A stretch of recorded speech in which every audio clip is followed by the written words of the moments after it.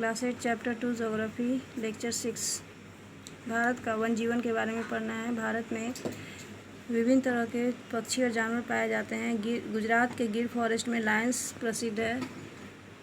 Waste Bengal के सुंदरबंस में tiger प्रसिद्ध है। और जो पीकॉक हमारा राष्ट्रीय पक्षी है, ये सब भारत का फेमस जानवर है।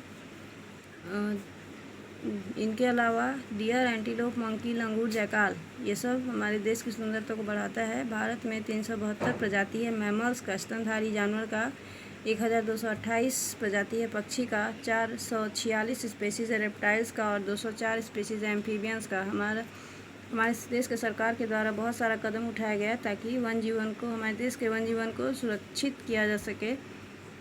और कानून बनाया गया है ताकि लोग इंडेंजर्ड पक्षी और जानवर का शिकार न करें।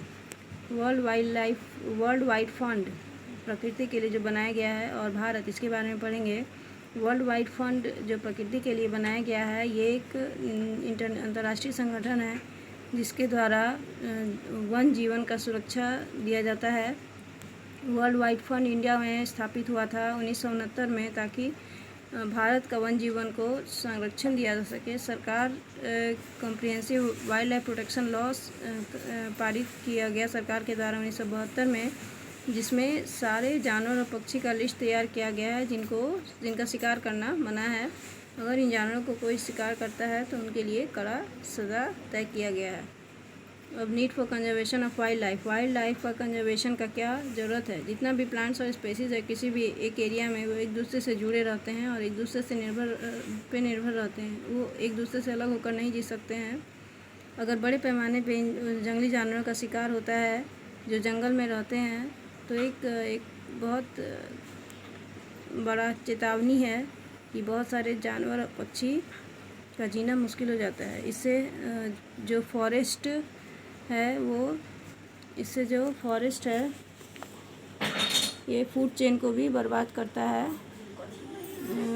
Which these animals occur resulting in undesirable consequence for the ecosystem, जिसके कारण फूड चेन अगर डिस्टर्ब होता है तो इकोसिस्टम में बहुत ज़्यादा हानिकारक प्रभाव पड़ता है। अब हम जानवरों के वन जीवन के मारने का क्या प्रभाव पड़ता है, इसके बारे में पढ़ेंगे एक उदाहरण के साथ। किसी भी जंगल में अगर बहुत सारा घास है, अगर इस घास को सारे जानवर खा जाते हैं, डियर खा जाते हैं, और इस डियर को अगर शेर खा जाता है, this is an example of food chain. ये एक फूड चेन का एग्ज़ाम्पल है जहाँ पे घास को डियर खाता है, डियर को लायन खाता है।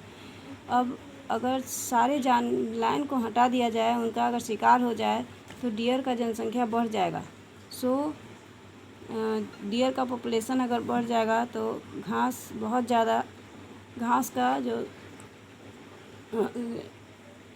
ग्रेजिंग है वो ज़्यादा होगा, जिसके कारण घास अगर नहीं होगा मिट्टी में तो सॉइल इरोजन बढ़ेगा, जिसके कारण जो जंगल है, हरा भरा जंगल है, वो रेगिस्तान में बदल जाएगा।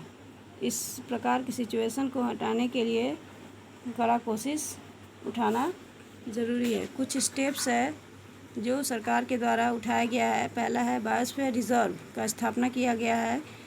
ये बहुत बड़ा उद्देश्य के साथ किया गया है ताकि जेनेटिक डाइवर्सिटी जो इकोसिस्टम को दर्शाता है वो सुरक्षित हो सके। कुछ स्पेशल कोशिश किया गया है ताकि जो इंडेंजर्ड स्पेसीज़ हैं, जो खतरे के कगार पे जानवर हैं, उनको सुरक्षा किया जा सके। और पीरियोडिक सेंसस भी किया जाता है, मतलब जानवरों का जनसंख्या गिना जाता है। In order to preserve wild life in its natural setting, जंगली जानवरों को अपने प्राकृतिक जगह में सुरक्षित करने के लिए नेशनल पार्क्स और सेंचुरीज़ बनाया गया है।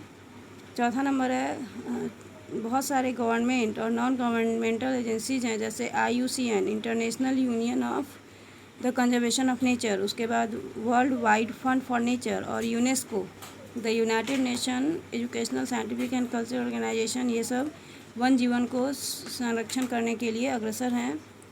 पाँचवा नंबर है शिक्षा का भी एक बहुत महत्वपूर्ण योगदान है वन जीवन को संरक्षित करने में।